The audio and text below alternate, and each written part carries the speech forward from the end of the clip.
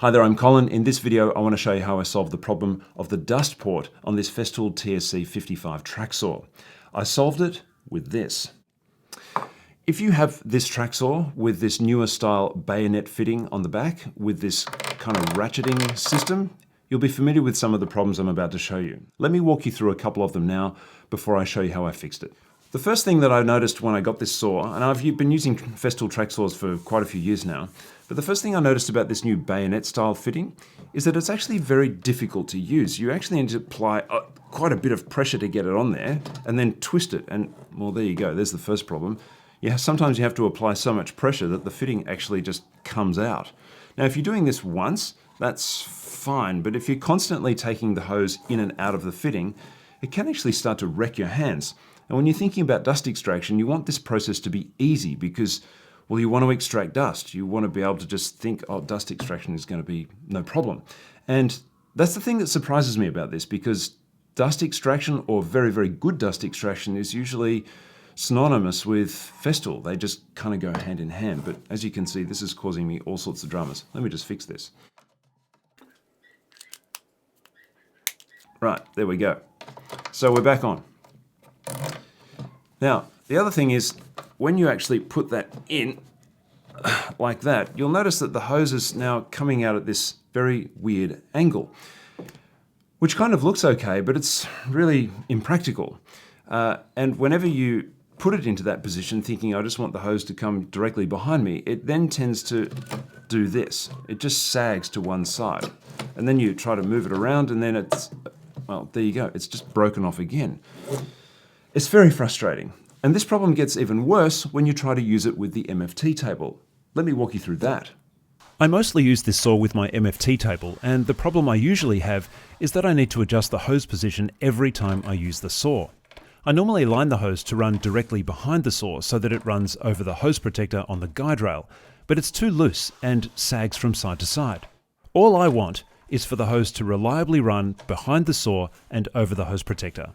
And then sometimes it just pops off, which is really frustrating. Now, I could just remove the ratchet part and the lock ring and push the hose into the part which is still in the saw. This actually works, but it's not very elegant, and it leaves the hose pointing down at the guide rail, which isn't all that bad, and at least it makes the hose run over the hose protector. But like I said, it's not elegant, and it leaves no room for any adjustment. So, getting to my solution. Instead of using a dust port made of 3 parts, or leaving one of those parts in the saw and then bodging something into it, I've designed a complete replacement. Yes, it's 3D printed. This one is printed with PLA Plus and maintains a large diameter for optimal airflow and dust extraction. Installation is easy. Simply remove the 5 screws holding on the outer plate to give you access to the remaining fitting still in the saw.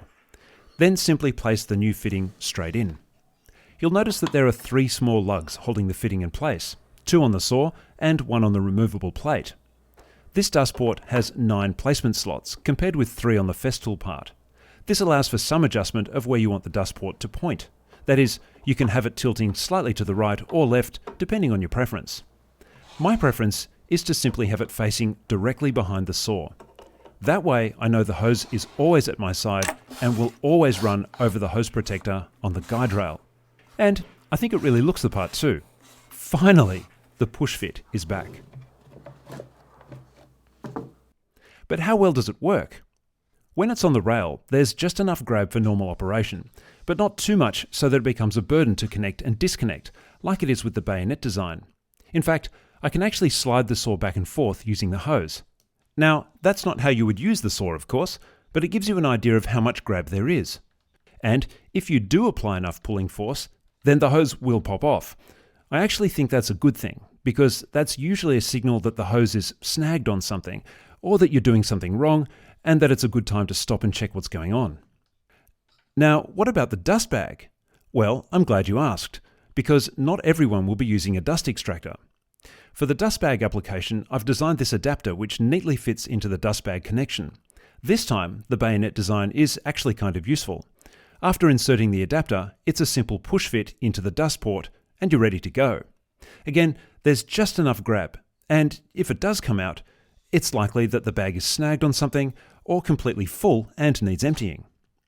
As you can see, the dust port works really well. Repeated cuts reliably run the dust hose over the hose protector on the guide rail, and the hose runs neatly next to the operator.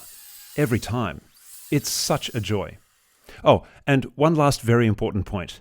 The dust port is designed so that the saw still fits neatly into the sustainer. That was a key factor for me, as I always store the saw in its sustainer.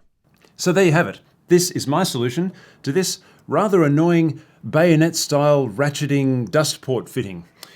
This is now no longer in my life, and I can just get on with easily attaching and detaching the dust hose to this very lovely track saw. And look, it is such a great piece of equipment. I've loved using this from the moment that I got it, and developing this solution has increased my enjoyment of using the saw no end because it has solved just so many of my frustrations. If you've got value out of watching this solution, then I'd love to hear about that in the comments. Or if you've developed your own solution, then I'd love to hear about that too.